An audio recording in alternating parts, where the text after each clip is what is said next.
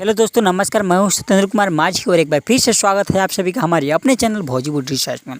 तो दोस्तों, आज हम बात करने वाले हैं भोजपुरी इंडस्ट्री के बहुत ही सुपरहिट एक्टर और सिंगर प्रमोद प्रेमी यादव जी के अपकमिंग सॉन्ग के बारे में।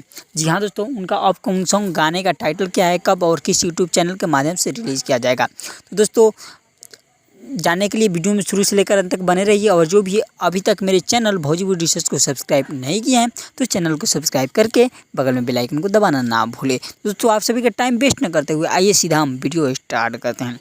सो गाइस, प्रमोद प्रेमी यादव जी का एक बहुत बवाल तांडव धमाकेदार लोकगीत रिलीज होने वाला है। जी हाँ दोस्तों, जिस गाने का टाइटल है बबुआ नाराजबा और इस गाने को आवाज़ दिए हैं प्रमोद प्रेमी यादव जी। वहीं पे इस गाने को म्यूजिक से सजाए हैं आर्या शर्मा, पली कल्पना जी। जी हाँ दोस्तों, उसके बाद बात किया जाए इस गाने के राइटर के, तो इस गाने का राइटर हैं कृष्णा बेदर्दी जी। तो दोस्तों, इस गाने को प्रमोद प्रेमी इंटरटेनमेंट पर रिलीज़ किया जाएगा बहुत ही जल्द।